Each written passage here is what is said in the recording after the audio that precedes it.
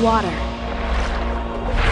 earth, fire, air. Long ago, the four nations lived together in harmony. Then, everything changed when the Fire Nation attacked. Only the Avatar, master of all four elements, could stop them. But when the world needed him most, he vanished. 100 years passed and my brother and I discovered the new Avatar, an airbender named Aang. And although his airbending skills are great, he has a lot to learn before he's ready to save anyone. But I believe Aang can save the world.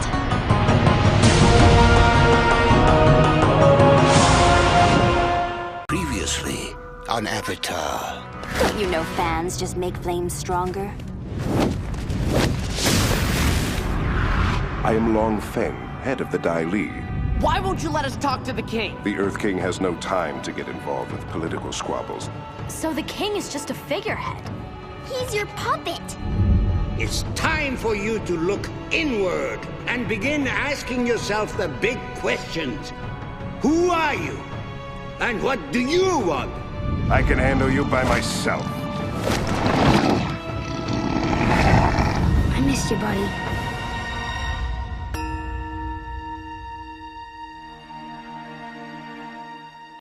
Hey everybody, welcome back to the Avatar Vlogs. This is episode 38, The Earth King, and it seems finally things are starting to look up for Team Avatar. After recently having acquired our best boy Appa back, the gang is now finally having the confidence and the push they need to go to the Earth King and finally reveal the information they have. However, as you'd imagine, it's not going to be easy. They still have the Dai Li to deal with, not to mention the fact that they're going to have to convince the Earth King that 100 years war that he's been completely oblivious to his entire life is real, and the steps they're going to have to take forth going after this information. So most of the episode is the gang trying to convince the Earth King that basically his entire life is a lie and how everything he's been led to believe up to this point is a lie. I can talk, but they have to not only convince him of the conspiracy, but also that the war is real and that they're going to need to now take pressing action to attack the Fire Nation before the solar eclipse happens in order to finally have a window of opportunity to win the war. So this is... Hold on a second. That's nothing.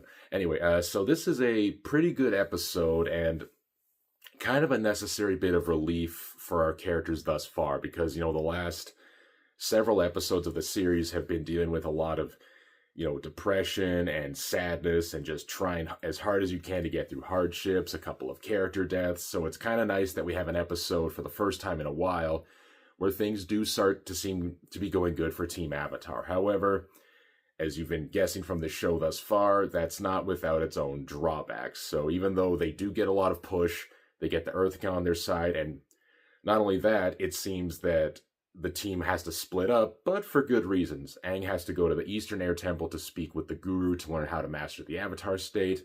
Toph has a letter from her mother saying that she's in the city and wants to talk to her.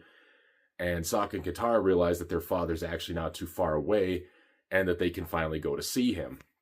So the gang is going to have to split up from this point on, but things do seem to be going in a very positive direction here. And as far as story goes, there's not a ton to talk about. It's just really nice to see this episode finally give some relief to these characters. Because again, in stories like this, you can have a story that is dark, that is epic, but you do need to give your character a break.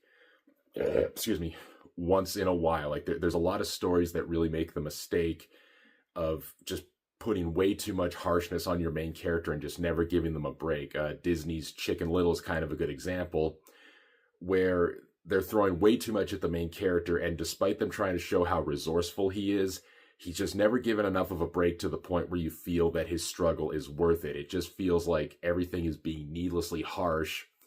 And while this show never got that far, it did get to a point where it kind of felt like maybe things were going a little too downward for them. But here it is kind of... But here it is kind of nice. I think...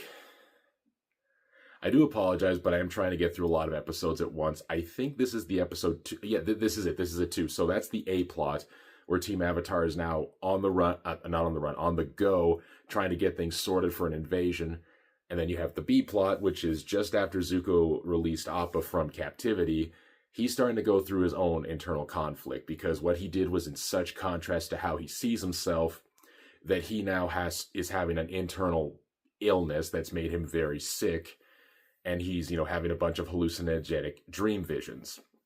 This part, in many respects, is not super story-worthy, but it is very good. It's kind of cool to see various levels of how he sees himself and how he interprets himself. For example, there's one bit where he's sitting on the throne as Fire Lord, but he's surrounded by two dragons. A blue dragon, which is Azula, which is, telling him to just sleep and relax and everything will be fine. And then his uncle saying, don't listen to it.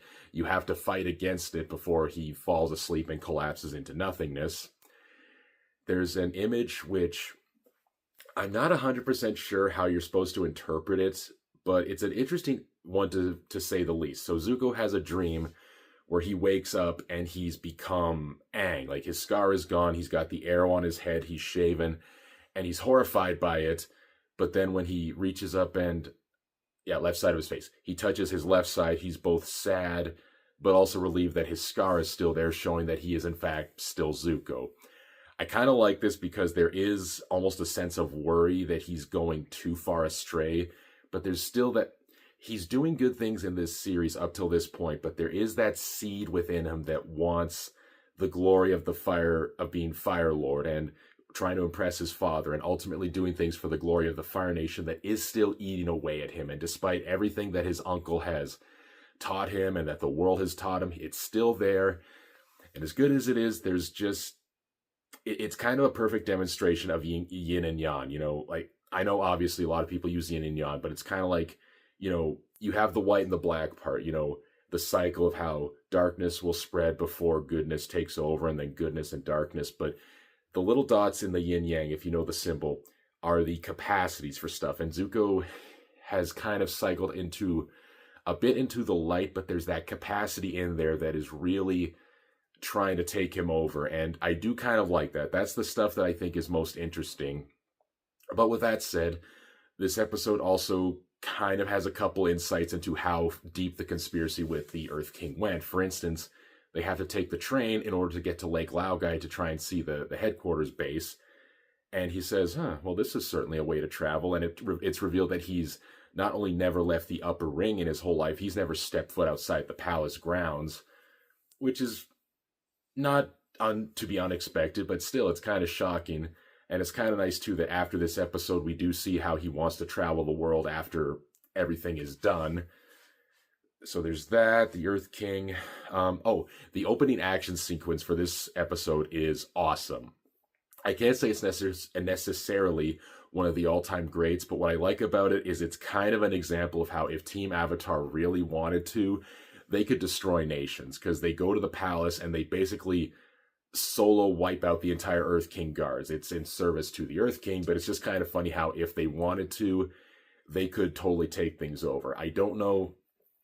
And given how this episode ends too, I kind of like how this is showing a bit of a caution about how sometimes you need to really keep a watch out for your smaller enemies, because even though you have armies fighting each other, this show has constantly proven how it's the smallest of groups. You may have noticed a cut there. I made a mistake. Anyway, we're going to keep going.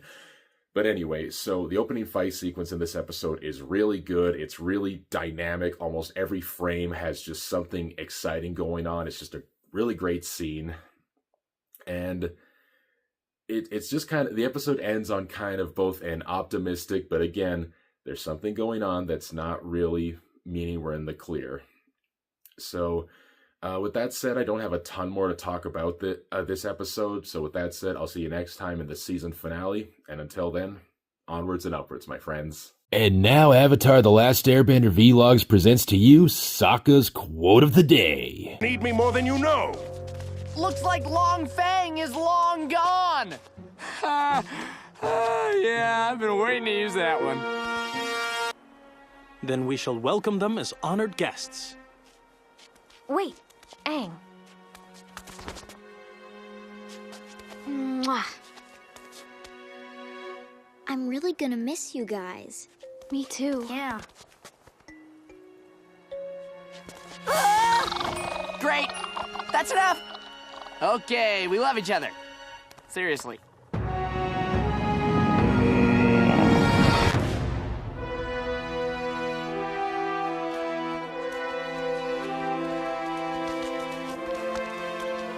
In our hour of need, it is with the highest honor that I welcome our esteemed allies, the Kyoshi Warriors. We are the Earth King's humble servants.